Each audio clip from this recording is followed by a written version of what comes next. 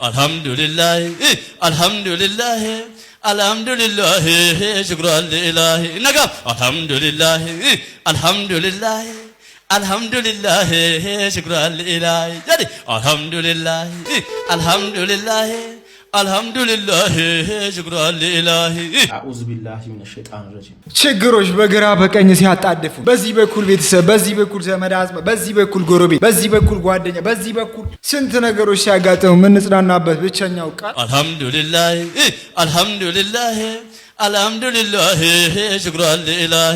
ይሄንን ነገር በቸርች ውስጥ ኢየሱስ ጌታ ነው ብሎ ከሚሰብኩ ይሄንን ነገር ቢሉ በጣም አሉባልቴ ነገሮችን ከሚሉና የተለያዩ ነገሮችን ከሚቀድሱ ከሚዘምሩና ከተለያዩ ነገሮች ታቅበው ሄድን ነገር በማለታቸው ሊበረታቱ ይገባል እንጂ ሊወቀሱ አይገባም። አልহামዱሊላህ ትርጉሙን ላልገባው ብዙ መልእክቶች ይኖሩታል። አልহামዱሊላህ ሽክራን ሊላህ እነ ሙአዝ እንዳይሰርቁት ይሄን ዜማ አረ ወላሂ አልዓዚም አንተ አለቅ እኮ አለኝ። አንተ እያልን ከግራ ወደ ቀኝ እየተመታን ህይወት ከባድ እንደሆነች ይገባኛል። ነገር ግን በአልহামዱሊላህ በሚል ቃል ሁሉም ነገሮች እንደሚጠገኑ ሁላችንም ጠንቅቀን እናውቃለን። በነገራችን ላይ ደግሞ ህይወት እንዴትም ቢከብድ መኖር እንደሚቻል ብዙዎቹ ያሳዩናል። ከዚህ ቀደም አንድ እህታችን እንዲህ ብላን ነበር። የኑሮ ነገር በጣም አስቸጋሪ ነው በአሁን ሰዓት።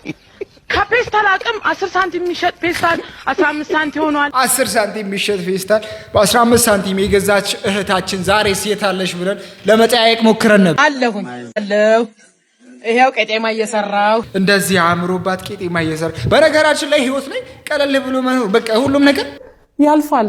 ሁሉም ነገር እንደሚያልፍ እያወቅን ነው መኖር ያለብን። ነገር ግን የማያልፍ ነገር ደግሞ አንድ ነገር ንቀት መታገስ የለብን። እንኳን በቃላት አይደለም አንድ ሰው ተቸግራችሁ ብር ፊታችሁ ላይ ቢወረውር ራሱ ያንን ብር አንስታችሁ 5000 ሪያል ፊቴ ላይ ወረወረችው። ከዛ ልቅም ማረኩና ፊቷ ላይ ወረወርኩት። ፊቱን ትሉታላችሁ። የማትገመቱ ሰው መሆን አለባችሁ።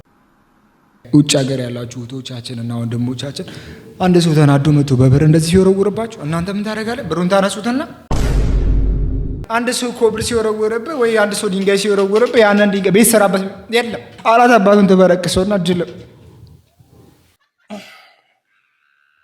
ሁላችንም ማስመሳዮች ነን። እጅግ በጣም ተወዳጇ እጅግ በጣም ኢትዮጵያውያን የለፉባት የልፋታችን ውጤት የሆነችው አንድ እህታችን አለች። እህታችን እጅግ በጣም በሚያስገርም በጣም ተለውጣለች።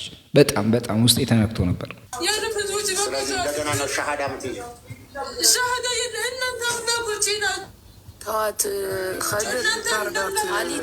እጅግ በጣም በሚያስገርም መልኩ ፊቷ የበፊት ፊቷ እንደምታዩት ነው፣ ከስር ያለው ነው። እሷ ደግሞ በእናትና በአባቷ መካከል አለች። የፊታቸውን ልዩነት ከተመለከታችሁ እጅግ በጣም ልብ ይነካል። ወላሂ ይህንን ቪዲዮ ካየው በኋላ በጣም ነበር ልብ የተነካው። እቺ ልጅ በጣም ተጎድታለች። እንኳን እንዲህ ሆና መውጣት አይደለም ራሷን ትስታለች፣ ራሷን አታውቅም ብዬ ነበር። ነገር ግን መግባባት እየቻለች ነው፣ መዳን እንደምትችል የሚያሳይ አንዳንድ ምንጮች አሉ።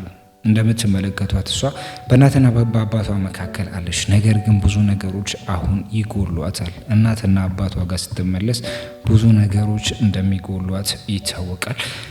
ነገር ግን በሰላም መመለሷ ደግሞ እጅግ በጣም ሁላችሁንም ልናመሰግን ይገባል። ኢትዮጵያውያን እጅግ በጣም ከልብ እናመሰግናለን። አንድ ሰው በሌላ ሀገር ላይ እንደዚህ ሲሆን አንጨካከን። ከኛ እጅግ በጣም የሚያስገርመው ባህላችን ውስጥ አንድ ሰው ችግር ላይ ካለ ዘር አናይም፣ እምነት አናይም። እጅግ በጣም በሚያስገርም መልኩ ቤተሰብ ሀብታም ደሃ ብለን አንመለከትም። ከዛ ችግር ውስጥ ብቻ ለማውጣት የምንረባረብበት መንገድ እጅግ በጣም የሚያስገርም ነው። እህታችን ትላንት ማታ ወደ ሀገሯ እየመጣች ነበር። ዛሬ ጧት ደርሳለች። ከደረሰች በኋላ ደግሞ እጅግ በጣም ብዙዎቹን አስደንግጣለች። የፊቷ ልዩነት ለ14 ዓመታት ከታሰረች በኋላ ፊቷ በዚህ ያክል ደረጃ መለወጡ ብዙዎችን እያስገረመ ይገኛል። እኔ ግን በጤና በመለሷ እጅግ በጣም አስገርሞኛል። ራሷንም አታውቅም ብዬ አስቤ ነበር። ነገር ግን አሁን የምታወራውን ነገር ባታውቅ ራሱ መግባባት እንደምትችል የሚያሳይ ነገር ነው። ላይላ ኑር ሰባዎች ናት። መብሩክ ብለናል። ማሻአላ ተባረከላ። ወደ አውሮፕላን ክልል አልፋለች። መጀመሪያ እኔ እንደውም 14 ዓመት በዛው ስላለች አእምሮም ትንሽ ያው እንትን ስለነበረባት ጭንቀት ምናልባት ከመለሷት የሚል ስጋት ነበረኝና አሁን ቀጥታ አልፋለች። ማሻአላ ተባረከላ። ሌላ እንኳን ደስ አለሽ፣ ሀገርሽ እድል ብላ ትቀበልሽ። እንኳን ለሀገርሽ በቃሽ መላው ኢትዮጵያውያን እንኳን ደስ አላችሁ። ለይለኑ ሰቦ ደርሳለች። እናትና አባቷም እጅግ በጣም በሚያስገርም መልኩ ተቀብሏታል። ነገር ግን ኢትዮጵያ ውስጥ የበሰባቸው ነገር እጅግ በጣም የሚያስገርሙ ነገሮችን እየሰማን ነው። በደብረ ብርሃን ከተማ የገዛ እናቱን በአሰቃቂ ሁኔታ የገደለው ወጣት በቁጥጥር ስር ዋለ። ሌላው እናቱን በዚህ መልኩ ይገላል። ሌላው ደግሞ እናቱ ስትሞትባት ያን ያለ ብቁ የሆነ ገንዘብም የለንም። ሌላው ደግሞ ሙስሊም ገዳይ ነው የሚለው ትውልድ። እዚህ ሰዓት በተሰማ አስደንጋጭ ዜና በዳንግላ ከተማ አንድ ኢማም መገደላቸውን ተከትሎ በማህበረሰቡ ዘንድ ቁጣን ፈጥሯል። ይህን ነገር ከሰሙ በኋላ ደግሞ እስላም ምን እንደሆነ የተረዱ ይመስለኛል። እስላም ነጋዴ እንጂ ደግሞ የምን ጠመንጃ ይዛል? እስላም ጠመንጃ ሲይዝ ታይቶም ተሰምቶም የማይታወቅ ነገር እንደሆነ እየተረዱት ይመስላል። ነገር ግን ይሄኛውን ነገር እንደ ቀልድ የምናልፈው አይደለም። እጅግ በጣም ብዙ ዓሊሞችን፣ ብዙ ዳዒዎችን፣ ብዙ የእስላም አባቶችን እየገደሉብን ያለው በአማራ ክልል ውስጥና በተለያዩ አካባቢዎች እየተሰማ ነው። ይሄ ነገር እንደ ቀልድ ሊታለፍ አይገባም። አንድ ዳዒ ከሚሞት 1000 ሰው ቢሞት ይቀላል ይባላል። ሰላሙ አለይኩም ወራህመቱላሂ ወበረካቱ። እንዴት ናችሁ? ሁሉ ሰላም፣ ሁሉ መልካም። አኔ አንሱጣ አቲ ኤኙን ይሄን ቪዲዮ የምትመለከታችሁ ሁላችሁ ሁሉ ላይ ከይትረስ ይሁን ኢማን በሂነንዳ ይግባበባሁ ኢማን በሂነንዳ ይግባበባሁ የጀነት ኸሮኸማ በሸኹ የጀነት ኸሮኸማ በሸኹ ነቢ በሩን በጣም አሪፍ ነው። በጣም ተበሽቶናል። ብዙ ነገርም ተወርቶበታል። ብዙ ቪዲዮዎችም እየተሰሩበት ነው። ተመልክቼ ነበር። ይሄ ልጅ ግን ማን ነው? ልጁን ማውቃችን ግዴታ ነው። ምን አገባኝ? አረ ምንም ችግር የለም። እኔ ደስ ነው የሚሉኝ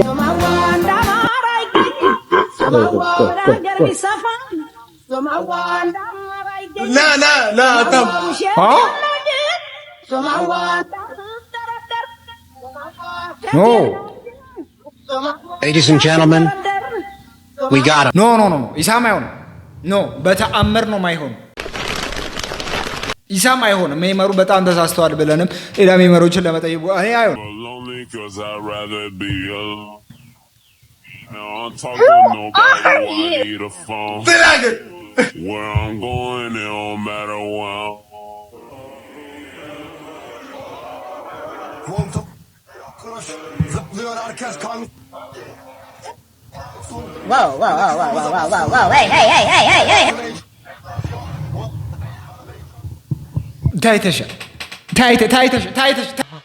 ፊትሽ ታይቷል። ለናትሽ እጅግ በጣም በሚያስገርም መልኩ ሰሞኑን ተመራቂዎች እጅግ በጣም አጂብ ነገሮች፣ ድራማቲክ ነገሮች እያስመለከቱ ነው። ማናችሁ ማሻአላ እንዳትሉኝ ኮንግራም እንዳትሉኝ ባይሆን ሰለው አለ ነብይ በዚህ ቀን በሰላት እናደምቀዋለን። ሁላችሁም ኮሜንቱን አላሁመ ኮንግራ እንዳትሉ። የእናንተ ኮንግራ አያስፈልገኝም። እምነቱን እጅግ በጣም በሚያስገርም መልኩ እያንጸባረቀ ያለ ወጣትን ተመልክተና እሱ ብቻ ያለ በእህቱም ደግሞ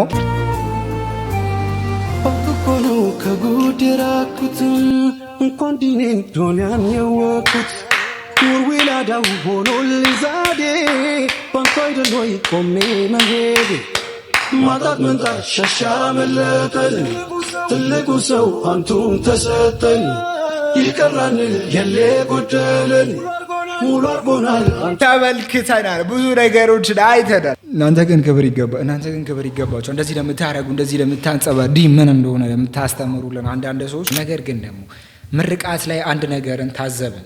እስቲ እቺን ቪዲዮ ተከታትለን እንመለስ። በእግዚአብሔርና በዚህ ጉባኤ ፊት ቆሜ የመሐላ ቃሌን እሰጣለሁ። የአዲስ አበባ ዩኒቨርሲቲ ሴኔት በነርስና በሚድዋይፈሪ ሙያ በዲግሪ እንድትመረቁ ያጸደቀላችሁ እጩ ተመራቂዎች ቃለ መሐላ ለመፈጸም ከመቀመጫችሁ እንድትነሱ እጠይቃለሁ። አመሰግናለሁ።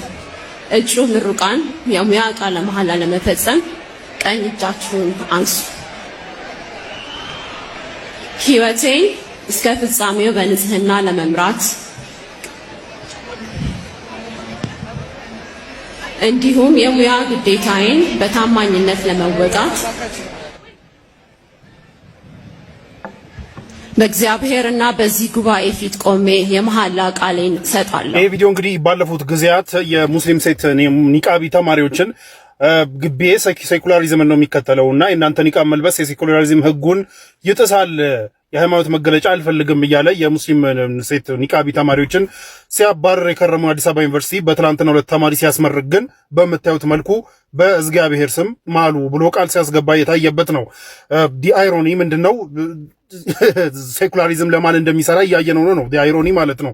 እንደምታውቁት የትምህርት ቤት የዩኒቨርሲቲ የምሩን የሴኩላሪዝምን ህግ የሚከተል ከሆነ እንደሚያውቀው በብዙ ቁጥር የሚቆጠሩ ሙስሊም ተማሪዎችም አብሮ ይማሩና አብሮ እየተመረቁ እያለ አብሮ እያስመረቀ እያለ ቃል ሲያስገባ ግን በእግዚአብሔር ስም ማስባሉ በጣም ትልቅ የሆነ ስህተት ነው። ባይ ዘ ወይ ይሄ ከስራ የሚያስባረርም ሊሆን ይገባ ነበረ። በነገራችን ላይ እቺ ሴት እቺ ቃል የምታስገባዋ ሴት አሮን ፖዚሽኗ ምን እንደሆነ ግን እሷ ሙስሊም ብትሆንና በአላህ ስም ብላ ቃል ብታስገባ ሮንግ እንደሆነ ሁሉ በእግዚአብሔር ስም ብሎም ቃል ማስገባት ኢትስ ሮንግ። ምክንያቱም ከተማሪዎች መካከል ብዙ ሙስሊሞች እንዳሉና ይህ በእግዚአብሔር ስም መግባት ግዴታ የሌለባቸው እንዳሉ ይታወቃል። ስለዚህ ፈጣሪ እንኳን ብላ ተርጉማ ላይክ በዚህ ውስጥ ሁሉም የፈለገውን እያሰበ ቃል እንዲገባ ማድረግ ሲቻል ግን ያው በምታዩት መልኩ የጠመቃ ስነ ስርዓት ተካሂዷል ማለት ነው። ይህ ዳይሮኒ ምንድነው? ልክ እንዳልኳችሁ ከዚህ በፊት ሙስሊም ሴት ተማሪዎች ኒቃብ ማድረጋችሁ የዩኒቨርሲቲን ኢንቫይሮንመንት ይረብሻል፣ ህጉን ይረብሻል፣ ሴኩላሪዝምን ይረብሻል፣ ስለዚህ ሃይማኖት መገለጫ አልፈልግም እያለ ሲያባር እንደከረመ ታውቃላችሁ። ትላንትና ግን ግብዳ ድግስ ደግሶ እንግዲህ በኢምፐብሊክ ባስመረቀው ምርቃት ላይ ግን በእግዚአብሔር ስም ብሎ ቃል ግቡ ብሎ ጥሪ ሲያደርግ ነበረ። ናው እኔ ከአዲስ አበባ ዩኒቨርሲቲ የምጠብቀው ምንድነው? በዛው አፉ በዛው ንግግሩ ደግሞ እቺን የፖዚሽኗ ምን እንደሆነ አላውቅም፣ ምን እንደሚያደርጋት ማየት እንፈልጋለን። ተጠያቂነት ያሰፍናል ወይስ አያሰፍንም የሚለውን ካላሰፈነ ግን አንድ ነገር ለአንድ ሺኛ ጊዜ የምንረዳው አንድ ነገር አለ ዛሬም ማለት ነው።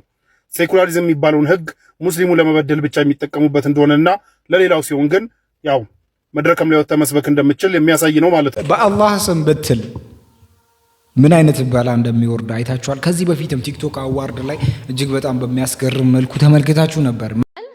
27 እጩዎች አሉ አይደል? ዛሬ 27 ሽልማቶች አሉ። እኔ ግን ለሁላችሁም የሚሆን ሽልማት ይዤላችሁ መጥቻለሁ። ሁላችሁም መሸለም ይገባችኋል ብዬ አምናለሁ። ይሄንን ሽልማት ከተቀበላችሁ በህይወታችሁ የምታመጡት ለውጥ ወደ ግራ ከነበረ ወደ ቀኝ መሄድ ትጀምራላችሁ። ወደ ኋላ ከሆነ የምትሄዱት ወደ ፊት መሄድ ትጀምራላችሁ። የህይወታችሁን መክሊታችሁን ፍርሃት የሌለበት ሰላም ያለበት ህይወት መኖር የምትችሉበት ስጦታ ነው። ስለዚህ በጣም ተጠቀሙበት። ካከበራችሁት ያከብራችኋል፣ ከናቃችሁትም ደግሞ እንደዛው። የእግዚአብሔር ልጅ ጌታችን ኢየሱስ ክርስቶስ ነው። የኢትዮጵያ ፉትቦል ፌዴሬሽን ትሁን ብቻ የሆነ ስልጣን ትልቅ ስልጣን አላት። እቺ ልጅ ደግሞ በአርቲስቱ ዓለም ላይ እጅግ በጣም ብዙ ጊዜያት የቆየች ልጅ ናት። ነገር ግን ደግሞ መድረኩ ላይ ስትወጣ እንዴት ብላ ህዝቡን ለማነሳሳት እንደሞከረችን ተመልክተናል። እስላም ሲሆን ምንድነው ችግሩ? የሙስሊም ሲሆን ለምን ፍራቻ ውስጥ ይገባሉ? የሙስሊም ሲሆን እምነት ለምን ይሆናል?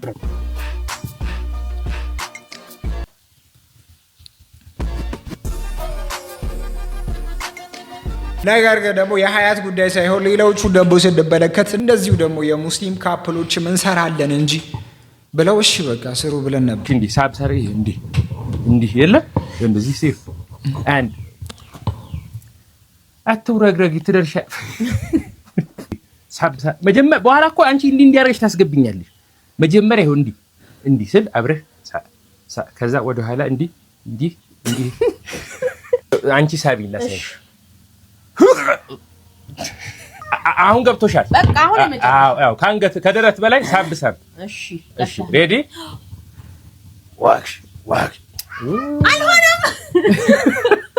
ቢቀርስ ኢትዮጵያ ውስጥ እንደዚህ አይነት ባህል አለ ብላችሁ አስባችሁ ታውቃላችሁ? እኔ ካየሁ በኋላ እጅግ በጣም ገርሞኝ ነበር።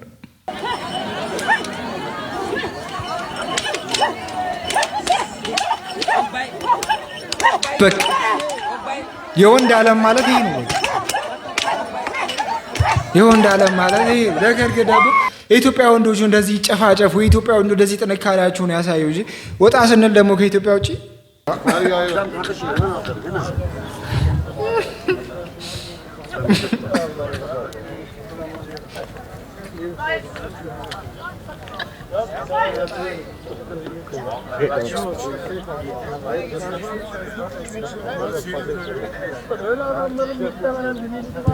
ማዘር ይሄንን ነገር ከነገርኳት በኋላ ኤአይ ነው አረ ይደብራል። እኔ ወድ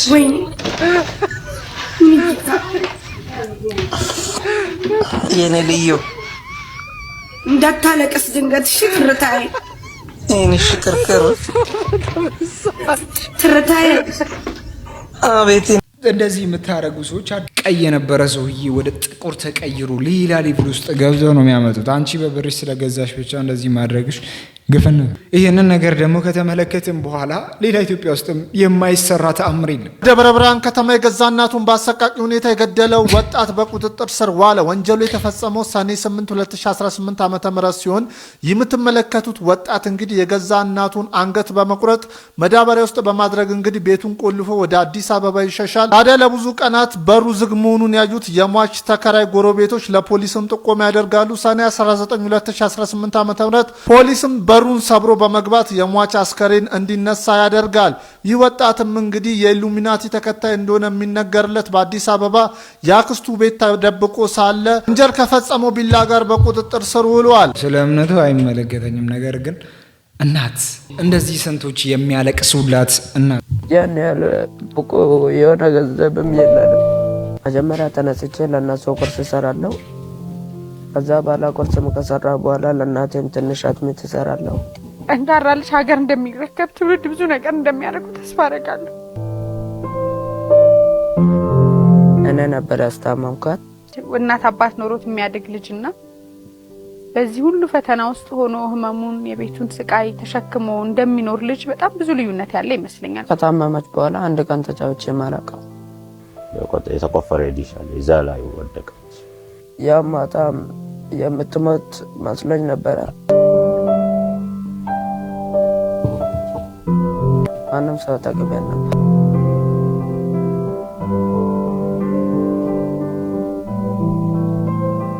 ትንሽ ነገር እናትን ብቻ ስታስታምም በዚህ እድሜ ትንሽ ንገረን። ያን ያለ ብቁ የሆነ ገንዘብም ቀና ብሎ ለማየት ሁላ የምታሳሳ እናትን እንደዚህ አድርጎ የገደለው ልጅ ምን አይነት ሰው ቢሆን ነው የሚል ከባድ ጥያቄ ያስነሳል። እጅግ በጣም የሚያስገርም መልኩ ዓለም ዋንጫ ላይ ኢራን ኢሊሚኔት ሆናለች። ኢራን በጠራራ ፀሐይ ተዘርፋለች። ወደ ጥሎ ማለፍ እንዳትገባም እንግዲህ የቫር ዳኛው ዶናልድ ትራምፕ ነው ወይም ደውሎለታል እያሉ ነው። የሚገርመው እንግዲህ የጭማሪ ደቂቃ 4 ደቂቃ ይጨምራል። በምታዩት መልኩ እንግዲህ ከላይ ላይ አለ አይደለ አንድ ተጫዋች አለ። ቫር ሲያይ ግን እንደዚህ ያሰመረው ማለት ነው። ከላይ ያለውን ያን ተጫዋች ይተውና የቫር ውሳኔ እንግዲህ በመጨረሻ ሰዓት አስባችሁታል። የመጨረሻው ልጅ ከታረጉትና እንደዚህ ፍርዱን አደረጉት። በዚህም እንግዲህ ኢራናውያን ዝርፊያ ነው። በዚህ ጉዳይ ላይም ፊልምም ተሰርቶ ነበር።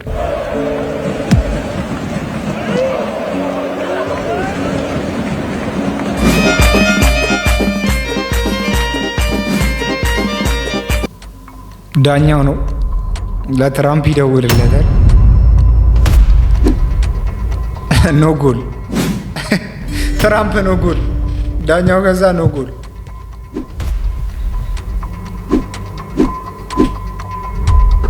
ለትራምፕ ይደው ቢኒ ምን ይሰራል?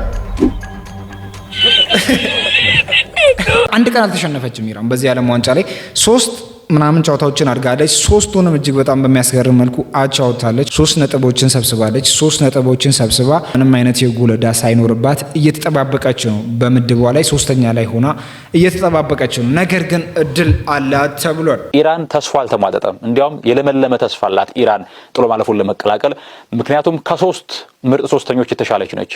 ከስኮትላንድ የተሻለች ነች። ምክንያቱም የግብድ አለባት ስኮትላንድ። ከዚያም ባለፈ ደግሞ ደቡብ ኮሪያም የግብድ አለባት። ኢራን የተሻለች ቡድን ነች። ሶስተኛ ደግሞ ኡሩጓይ 2 ነጥብ ነው ያላት። ስለዚህ በነጥብ ትበልጣለች። 3 ነጥብ ስላላት ኢራን የግብድ አይለባትም። ስለዚህ 3 ቡድኖችን በልጣለች። አሁን አንድ ቡድን ብቻ ነው የሚቀራት። ኢራን በቀጣይ ለጥሎ ማለፍ ለመድረስ 2 አጋጣሚዎችን መጠበቅ አለባት። ወይ አልጄሪያና ኦስትሪያ መሸናነፍ አለባቸው። ምክንያቱም 3 ነጥብ አላቸው። አንደኛው ሲሸነፍ የግብድ አይኖርበታል። ኢራን የግብድ አይለባትም። ያ ከሆነ በቀጥታ ታልፋለች ለጥሎ ማለፍ። ሌላኛው ደግሞ አማራጯ ከዲአር ኮንጎ ጋር በተያያዘ ነው። ዲአር ኮንጎ 1 ነጥብ ነው ያላት። በቀጣይ ዲአር ኮንጎ የምትጫወተው ከኡዝቤኪስታን ነው። ዲአር ኮንጎ እኩል ከወጣች ወይ ከተሸነፈች ኢራን ታልፋለች። ሌላኛው ደግሞ አማራጯ ክሮሺያ ከተሸነፈች ነው። ክሮሺያ ከጋና ጋር ትጫወታለች።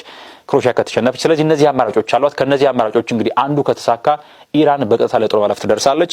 እጅግ በጣም በሚያሳዝን መልኩ ሁሉም ኢራን የጠበቀቻቸው የነበረዋት ክለቦች ተሸንፈዋል። እነ ክሮሺያና ጋና ዛጋ ጋና ተሸንፋለች፣ ክሮሺያ አሸንፋ አልፋለች። ኢራን እየጠበቀች የነበረችው ሁሉም ሌሎቹ አቻ ወጡ ነጥብ እንዳትጋራ ሁላ አቻ ወጥተው ኢራን እንድትወድቅ ኤሊሚኔት እንድትሆን አድርገዋል። ነገር ግን ወደ ቫሩ እንመለስና ቫሩ ላይ አንዳንድ ሰዎች የኳስን ህግ የምታውቁ ሰዎች ታውቁታላችሁ ያሰው እዚህ ጋር ከጎኔ እንደምትመለከቱት የኦፍሳይዱ ትራፕ ዋል በኦፍሳይድ ህግ የምታውቁ ሰዎች በአንቀጽ 17 ወደዛ አካባቢ ይመስለኛል አንድ ህግ አለ። በዚህም ህግ ላይ ምንድነው የተቃራኒ ቡድን ተጫዋች ሁሌም የተቃራኒ ቡድን ተጫዋች ከበረኛው ጋር ቀድሞ ከተገናኘ ያ ነገር ኦፍሳይድ ይባላል። ከበረኛ ጋር አንድ ተጫዋች ኳሱ ከመመታቱ በፊት ትንሽም በጥፍሩም ይሁን በእግሩም በምኑም ይግባ ከተገናኘ ኦፍሳይድ ይባላል። ነገር ግን በረኛው ከሌለ ግዴታ አንድ ተጫዋች መኖር አለበት። ያ ተጫዋች እንደ በረኛ ነው የሚያገለግለው በጨዋታው ህግ ላይ ያ ተጫዋች እንደ በረኛ ነው የሚያዘው። ተረዳችሁኝ? አሁን ለምሳሌ ከላይ ያለው ሰውዬ እንደ በረኛ ይያዝና በረኛው ስለሌለ እንደ በረኛ ተይዞ ከሱ በኋላ ያሉ ተጫዋቾች ይፈለጋሉ። ከሱ በኋላ ያሉ ተጫዋቾች ኦፍሳይድ ላይ እንዲገቡ ካረጉ ያ ነገር ኦፍሳይድ ነው። እንዲገቡ ደግሞ ካላደረጉ ያ ነገር ኦፍሳይድ አይደለም። በረኛውም ቢሆኑላ ኦፍሳይድ እንዳይገባ ካደረገ አንድን ተጫዋች ያ ነገር ኦፍሳይድ አይባልም። እንደተረዳችሁን ተስፋ አረጋ። አንድ ሰው በበረኛው ቦታ መሆን አለበት። በረኛው ወጥቶ ካለ ወረኛው ውጪ ከወጣ ከተጫዋቾቹ ጋር ተደባልቆ ካለ አንድ ሰው ደግሞ ጎሉን እየጠበቀ ከሆነ ወይንም ደግሞ ወደ ጎሉ አቅራቢያ ካለ ያ ሰው እንደ በረኛ ይቆጠርና ሌላኛው ተጫዋች ነው የሚታየው። ሌላው ተጫዋች ወደ ኦፍሳይድ ከገባ ያ ጎል ኦፍሳይድ ነው ይባላል። ወደ ኦፍሳይዱ ደግሞ ካልገባ ወይም ኦን ከሆነ ኦን ነው ይባላል። ነገር ግን የኢራኑ ተጫዋች እዚህ ጋር ከተመለከታችሁት ኦፍሳይድ ላይ ነው ያለው። ምንም ሊደረግ አይችልም። ኢራን እንድትወድቅ ብዙ ነገሮች ብዙ ተንኮሎች ይሰሩ እንጂ ይሄ ነገር ግን ኦፍሳይድ እንደሆነ የታወቀ ነው። አሳዛኝ ዜና የኢራን ተጫዋቾች በአሜሪካውያን ተገደሉ። ዛሬ ወደ እናንተ ይዤ የመጣው ዜና እጅግ በጣም አሳዛኝ የሆነ መረጃ ነው። የፋርስን አንበሶች በሜዳ ላይ ማሸነፍ ሲያቅታቸው በቴክኖሎጂ አረዷቸው። ቴህራን በካይሮ ላይ የቀበረችው ድል በዋሽንግተን የቫርስ አንሱር የተሰረቀበት ያ እልህ አስጨራሽ የትላንትና ጠዋት ፍልሚያ ትላንትና ጠዋት 12 ሰዓት ላይ መላው ዓለም እስትንፋሱን አግዶ የተከታተለው ያ የምስራቃውያን ታላቅ ፍክክር በፍትህ መጓደልና በሴራ ተጠናቋል። ማዕቀብና ጫና ያላደከማቸው የፋርስ አንበሶች በታሪካዊቷ ግብጽ ስብስብ ክንዳቸውን አበርትተው እስከ መጨረሻው ሰከንድ ድረስ ደማቸውን አፍስሰው ተወግተዋል። ጨዋታው 1-1 በሆነ እኩልነት 90 ደቂቃ ተጠናቆ ተጨማሪ 6 ደቂቃዎች ተሰጡ። ያቺ የመጨረሻው 1 ደቂቃ ስትቀራት ግን የኢራን ልጆች መላው ስታዲየሙን ያንቀጠቀጠ መረቡን የቀደደና የግብጽን ተከላካዮች ተንበርክከው እንዲቀሩ ያደረገ ሁለተኛ ጎል አስቆጠሩ። ዋና ዳኛው ወደ መካከለኛው መስመር እየሮጠ ጎል መሆኑን አረጋገጠ። የቴህራን ጀግኖች የክብርና የድል አክሊላቸውን ደፉ። ነገር ግን ጨለማው ሴራ እዛ ላይ ተጀመረ። እስቲ ቆም ብለን የዚችን የ60 ሰከንድ ድራማ በስተጀርባ ያለውን የስፖርትን መንፈስ የገደለው ምዕራባውያን ተንኮል እንመርምር። ያቺው እንደተለመደው በአሜሪካኖች ቴክኖሎጂ ፖለቲካዊ ተጽዕኖ የምትመራው የቪዲዮ ረዳት ዳኛ ቫር የኢራንን ሙሉ የድል ዋንጫ ከንፈራቸው ላይ ነጠቀቻቸው። ኢራን በሜዳ ላይ በላቧ በደሟና በወኗ ያገኘችውን ንጹህ ጎል አይደለም ብለው ሰረዙት። ይተራ የስፖርት ውሳኔ አይደለም። ይህማ ቴህራን በወታደራዊና በቴክኖሎጂ ኃያልነቷ ወደፊት ስትገሰግስ በስፖርት መድረክ እንኳን ስሟ ከፍ ብሎ እንዳይታይ በዋይት ሃውስ የሚቀመር የቅናትና የፍርሃት መገለጫ ነው። የኢራን ልጆች ዛሬም ያረጋገጡት አንድ እውነት አለ። በሜዳ ላይ 11-11 ገጥሞ የፋርስን ወኔ መስበር እንደማይቻል ግብጽ በአፍሪካ እግር ኳስ ትልቅ ታሪክ ያላት ሀገር ብትሆንም ዛሬ ጠዋት ግን የኢራንን ድንቅ ጥቃት መቋቋም አቅቷት ሜዳው ላይ ክንፏ ረግፎ ነበር። የኢራን አጥቂዎች ወደ ግብጽ መረብ የሰነዘሩት ጥቃት ቴህራን በጠላቶቿ ላይ የምታዘንበውና የትኛውንም የጸረ አየር መከላከያ ሰብረው የሚገቡት የሃይፐርሶኒክ ሚሳይሎቿ ፍጥነትና ኃይል ፍጹም የሚያስታውስ ነበር። ነገር ግን ምዕራባውያን በሜዳ ላይ ማሸነፍ ሲያቅታቸው በኮምፒውተር መስኮት በስተጀርባ ሆነው ድልን መስረቅ ይቀላቸዋል። የኢራን ጀግኖች ሆይ ዛሬም ቢሆን ታሪክ ተመዝግቦላቸው ሰሌዳው ላይ 1-1 ተብሎ ቢጻፍም በዓለም ሕዝብ ልብ ውስጥ ግን እናንተ የዛሬውን ጨዋታ 2-1 አሸንፋቸዋል። ያቺ የተሰረዘችው ጎል በካይሮ መረብ ላይ ብቻ ሳይሆን በምዕራባውያን የፖለቲካ ንቀት ግንብ ላይ ያረፈች ታሪካዊ ጥይት ናት። የፋርስ ምድር ጀግኖች ሆይ ማዕቀብ፣ ቪአር እና የዋሽንግተን ዲፕሎማሲ አይበግራችሁም። በ95ኛው ደቂቃ ያስቆጠሯቸው ያቺ ጎል የነጻነትና የሉዓላዊነት አዋጅና በታሪክ መዝገብ ላይ ለዘላለም ትኖራለች። ክብርና ሞገስ በሴራ ለተሰረቀው ነገር ግን በጀግንነት ለታተመው የኢራን እግር ኳስ ፍትህ በፋርስ ስትታረድ የኢራን ወኔ ያ የምዕራባውያን የቴክኖሎጂ ሳንሱር ዛሬ ጠዋት 12 ሰዓት ላይ የተደረገው ጨዋታ እግር ኳስ ብቻ አልነበረም። በ95ኛው ደቂቃ ላይ የተመዘገበችውና በሴራ የተሻረችው የኢራን ጎል በአዲሱ ዓለም አቀፍ እነሱ እንደተረዱት ከሆነ እውነት ይመስላል አንድ ተጫዋች እንዳለ እናንተ ሁላችሁም ተመልክታችሁ። ነገር ግን የጨዋታን ህግ የምታውቁ አንዳንድ ሰዎች ካላችሁ የዳኛን ህግ የምታውቁ አንዳንድ ሰዎች ካላችሁ ይህ ነገር ኦፍሳይድ እንደሆነ ትረዳላችሁ ብዬ ተስፋ አረጋለሁ። ኢራን አስገርማናለች። የኢራን አንድ አባት እንዴት ጨዋታውን ልጁን እያስመለከተው እንደሆነ አይታችኋል? ግን በደንብ ተመልከቱ።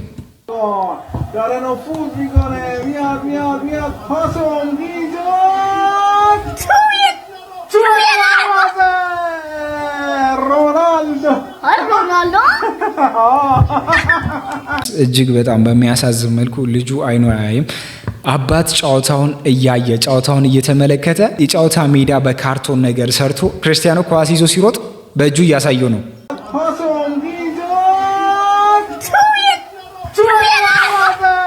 ጎሉ ሲገባ እዛ ጋር በእጁ እያሳየው በእጁ አስገብቶ ነበር። እና እንደዚህ የዓለማችን ምርጡ አባት ለልጁ ደስታ ብዙ ነገርን የሚያደርግ ተብሎ ከኢራን እየተወደሰ የሚገኝ አንድ ታላቅ አባት ነው። የተስፋ ቃሉ ነውና በመዋደዱ የጸና እሱ ሰው ድኗል ከፊትና እንዴት ያስቀናል ድባቡ ፊቶች በብርሃን ሲዋቡ የተዋደዱ በሙሉ ተብለው ሲጠሩ የታሉ። እጅግ በጣም ብዙ ነገርን የሰሩ ሰዎች አሁን ግን ተበታትነው ወደ አልሆኑ ነገሮች ገብተው ለነሺዳዎችን እያወጡ ያሉበት ሁኔታ ነው። ሰላም አለይኩም ወአለይኩም ሰላም። ዳቦ ነገር ሰበል ጻድቅ ነው የሁድ የሰንበት ነው። ከዛ ቤት ነው የተቀበለው። ጌታን ተቀበል። ሃሌሉያ ጌታን ተቀበልና ጌታ አላህ ብቻ ነው። ተው ልጃን ስንት አወጣችሁ? ኮሜንት ላይ ጻፉልኝ ለምሳ ስንት እንዳወጣችሁ። እኔ ደግሞ በአንድ የምሳ ዋጋ መግዛት የምትችሉትን ኦሪጂናል ሽቶ ላሳያችሁ። ሞንቴ ብላክ ኤክስትሪምን በ100 ኤምኤል ፐርፊውሙን በ29900 ብር ብቻ። ኦ ዋው ዋው ዋው ጥሩ ነው። ሽቶ በጣም ቆንጆ ነው። ምሳ ግን 29900 ብር ኢትዮጵያን ብር። ምንድነው የምትበሉት በዚች ብር? ቆቆር ነው የሚበላው? ምን አይነት ምግብ ነው የሚበላው በ29000 ብር? what kind of food are you going to eat? ኡፋ ነው የምትበሉት? ተመላሽ ነው በ29000 ብር? god damn ከ100,000 ብር የሚያንስ ምግብ አለ ወይ ብዬ አወዛስኪ ማሰልፍ ዴም ይሄ በጣም እኮ ከባድ ላይ ነው ያለው። 29000 ብር ፎር ምሳ ቱ ቺፕ። አንቺ ቁሌታም ቆለጥለት ምሳ 29000 ብር። ምን አይነት ምሳ ነው 29000 ብር? ባሬ ነው እንደ ምን በለው? ዋይፋን ነው የምታረደው? ሙሉ ዋይፋን የኔ ነው ብሩ። ሎሚ ባለበት ሀገር ለሽቶ 29000 ብር ማውጣት ምንድን ነው? ከታጠብኩ አይበቃም? አጃክስ ይላል ለቅላቅ የወንጀል ምን ችግር አለው? ምንድነው ችግር? ይንሳ ምሳ በምትበሉበት ዋጋ 29000 አንበላም። 29900 ብር ምንም ማለት ምሳ አንበላም። የሁለት ወር የሶስት ወር የመንግስት ሰራተኛ ደሞዝ ነው። እሱንም ጥሩ የሚከፈለው። ስነ ስርዓት አድርጉ። ዝም ማለት እንጂ ሞኝ ሆነን አይደለም። ይሄው ኢሎጎመም ነው የሚለው አንባ የዱበና የያዘ ይዞን ነው እንጫ መለቀሚን አዝቢ ከደረቲ ተናግረናልኛ። ምሳ ስንት ነው ያወጣሽው?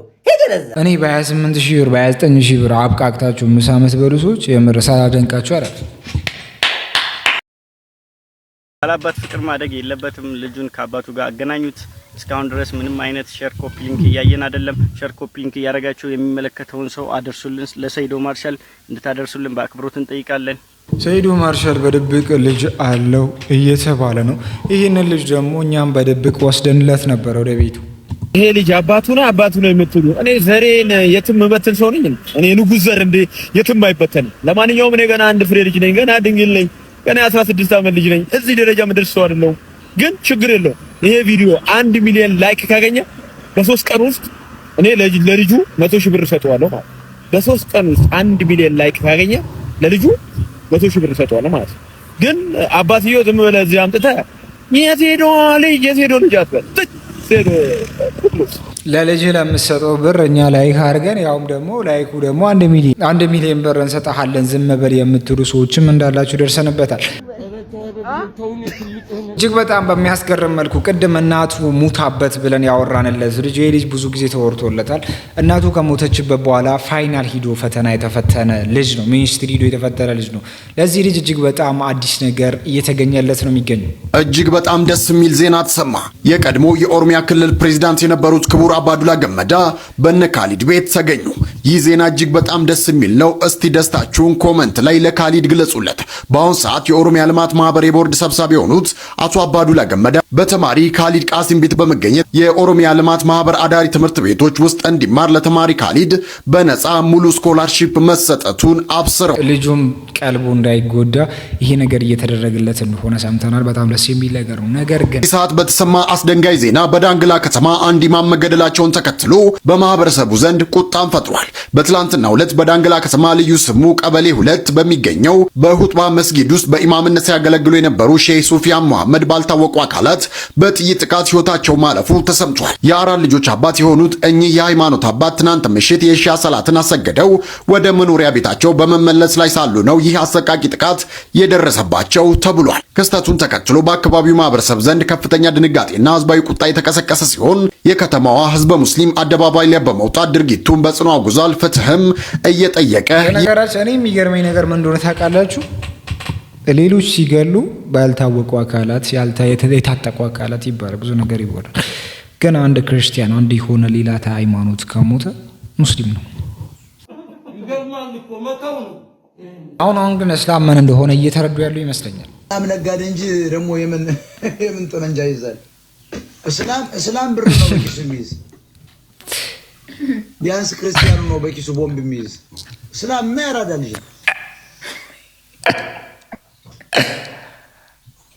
ያራዳ ልጅ እስላም ጫቱን ይዞ ቁጭ ነው የሚል መርካቶ ላይ። አሁን ስለ ፋኖ ትግል እኮ በሙቪ እያዩ ነው የጉራጌ እስላሞች። ያራዳ ልጅ እግዚአብሔር የኢትዮጵያ እስላም አሁን እኮ የፋኖን ተኩስና የኦሮሞችን በሙቪ እንደ ሙቪ እያየው ቁርጡን ይበላል። ያመነ እስኪ የለም ተው ጫቱን ዙርባውን ይዞ 5 ዙርባውን ይዞ ቁጭ ይላል። ነጩን ያደርጋል። ዜና በኢትዮጵያ ቴሌቪዥን ይከፈታል። እሱ የሚኖረው ቪላ ቤት ውስጥ ነው። በኤምዳዱ የሚነዳ ነጋዴ ነው። ያችን ሀገር እየተጠቀመባት ያለው እስላም ነው። ይገባል። ሰላም እንደማን በዚህ ያክል ደረጃ የሚቀኑባችሁ ድንቅ ህዝቦች ነው። እስኪ ለራሳችሁ አለ በጣም ጠግባችኋል እኮ። ለእናንተ እጅግ በጣም በሚያስገርም መልኩ ለእናንተና ለጠቅላይ ሚኒስቴሮቻችሁ ሌሎች ኹጥባ ላይ እንደዚህ ያወራሉ፣ እናንተ ለራሳችሁ ሳታጨበጭቡ። እሺ الدكتور أبي أحمد ليعيد للمسلمين ما سلب من حرياتهم. المسلمون هناك لم تكن لهم مؤسسات رسمية تمثلهم، وأصبح بفضل العهد الزاهر اليوم لهم مؤسسات دولية، أعني أن الدولة قد اعترفت بها وأصبح المجلس الأعلى للشؤون الإسلامية. አንዳንዴ የምሬ ነው የምላችሁ ኮራ ማለት መቻል አለብን። እንደዛ ካልሆነ በስተቀር ሌሎች ነው። እስቲ አንዴ ኮራ እናንተናን የሚያስንቁ አንዳንድ ዳዒዎችን እየተመለከትን እኛ ሙስሊሞች የምንከተለው የሰዎችን አቋም ነው፣ ቁርአን ነው። ቅድም ስታወራ የነበረው ቁርአን ብቻ ወይዘር ቆይታ ምን ማለት ነው? ቁርአን ብቻ ምክንያቱም ሙፈስሮች ሐዲስ ታሪክ ቁርአን በራሱ ባይጻፍ ምንም አይነት ሙፈስሮች ምንድን ናቸው? የቁርአን አብራሪዎች ናቸው፣ ማብራሪያ የሚሰጡ አካላቶች ናቸው። በጣም ጥሩ። መጽሐፍ ቅዱስን ያብራሩ ሰዎች ሁሉም ልክ ናቸው? በሪ መልስልና ሁሉንም ትቀበላለህ? ያብራራ ሰው ሁሉም ተመሳሳይ ማብራሪያ ከሰጡና ትክክለኛ ነው ከመጽሐፍ አብሮ ሄደው ትክክል። ምን አለ መሰላችሁ? ቃል ሲጠቀም ምን አለ? ተመሳሳይና ትክክለኛ ማብራሪያ ይዞ ከመጡ እቀበላለሁ። ልክ ያንተ ጭንቅላት እንደዛ እንደሚረዳው እኛ አንድ ሙፈስር ኤካሌ እንደዛ ብሏል ብለን ስንማሳየው የምንቀበለው ትክክለኛ ማስረጃ ይዞ ከመጣ እንቀበላለን። ለምን? በማረጃ ነው። ቅድም መግቢያ ላይ ምን ብያችሁ ነበር? ቁል ሃቱ ቡርሃነኩም ኢን ኩንቱም ሳዲቂን፣ ትክክለኛ ከሆናችሁ ለምታወሩት ንግግር ማስረጃ ይዛችሁ ኑ በላቸው። ስለዚህ ማስረጃ ይዞ ከመጣ እቀበላለሁ፣ ካልመጣ አልቀበለውም። በሪ ግን ምን አለ? ኤካሌ የሚባል ሰው እንዲህ ብሏል። እንደዛ ቢሆን ኖሮ እምነት ሰዎች ስንቱን ያምኑ ነበር። ይሄ ግልጽ የሆነ እውነታ ነው። አሁንም እንቀጥል። በሪ ቆይ ተረጋጋ። ሊጠይቀው እኮ ነው። በሪ አንድ ነገር ነው። በክርስቶስ ስቅለት ዙሪያ ላይ ወንጌላቶች የተለያየ ዘገባ አላቸው የላቸው? ምን ማለት ነው? በጣም ጥሩ። ወንጌላቶች ስለ ክርስቶስ ስቅለት ዙሪያ ላይ ሲዘግቡ ቅድም ምን የሚል ቃል ተጠቅመ ነበር? ተመሳሳይ ከሆነ ነው የምንቀበለው ብሎ ስለ ሃይማኖት አባቶች እንኳን ወይንም የሚያብራሩ ሰዎችን ከመጡ ተመሳሳይ ከሆነ ነው የምንቀበለው ብሎ መስፈርት አስቀምጦ ነበር አይደል? ይሄንን መስፈርት ለወንጌላቶች ተጠቀመውና ተጠቀመው ተመሳሳይ ካልሆነ ወንጌላቶች ስህተት ናቸው ማለት ነው። ልብ በሉ ስሙት። ቅድም ለሚያብራሩ ሰዎች ተመሳሳይ ማስረጃ ካላመጡ አልቀበልም፣ ካመጡ እቀበላለሁ ነበር አይደል? ተረጋጋ ወዳጄ። እኔ እኮ እየጠየቅኩ ነው በአደባባይ። ይሄ ሰው እኮ እየሰማ ነው። እኔ ከተሳሳትኩኝ እኮ አድማጭ አለ። ተረጋጋ እንጂ እየጠየቅኩ ቀጥል አትበለኝ። እየቀጠልኩ ነው። መልሰሃል። ቅድም ያስቀመጥከው ራሴ ለታዳሚ ግልጽ እንደሆን ዘንዳ አንድን ማስረጃ የምንቀበለው ተመሳሳይ ትክክለኛ ዘገባ ከሆነ ማስረጃ ካለው እንቀበለዋለን አይደል? ወንጌላቶችን ግን በዚህ ከፈተሻችኋች ቅድም እንዳልኳችሁ ስለ ሐምጤጣው ብትመጡ የተለያየ ነው። ስለ ሰዓቱ ብትመጡ የተለያየ ነው። ስለ ጲላጦስ እንደውም አንዱ ላይ ሲዘግብ ወደ ወህንም ወደ ሞትም ቢሆን ስትሄድ እከተልሃለሁ አለ የሚል ነገር ይኸውላችሁ። ይኸው አያደምጥም። ይኸው በእኔ ሰዓት ሲያወራ ተመልከት። እኔ ጠይቄህ ነው እየተናገርኩ ያለሁት። ጥያቄ ጠይቄህ ካለው ግልጽ እኮ ነው። ስለዚህ ይኸውልህ በሪ ተረጋጋ፣ በጣም ተረጋጋ እንጂ እኔ ስሜት አይበታችም። እኔ ሰዓቴ እንደፈለገ ችግር የለብኝም፣ ግን ተረጋጋ። እኔ ስጠይቅህ ከመለስኩ በኋላ እኔ ለማውራውሬ ማለት ትግባብ። አንተ ስጠይቀኝ እኮ እኔ መለስኩ ተው ስትለኝ ተዋለሁ አይደል? ቅድም ተው በቃ ስትለኝ እሺ ብዬ ነው ዝም የሚለው።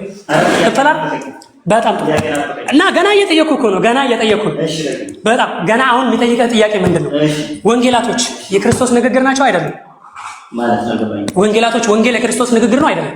ወንጌል የሚለው ኢየሱስ ማለት ነው። ወንጌል ምን ማለት ነው አላልኩም። ጥያቄ ወንጌል የተባለው ወንጌል ኢየሱስ ንግግር ነው አይደለም? ወንጌል ውስጥ ኢየሱስን ተናግሯል፣ ሐዋርያትን ሰይጣንን ተናግሯል። በጣም ጥሩ። አሁን ሌላ ያልጠየቁትን ጥያቄ መለሰ። ወንጌል ውስጥ ወንጌል የኢየሱስ ንግግር ሳይሆን የሐዋርያት የሰይጣናት ንግግር አለ ብሎ ተረጋጋ።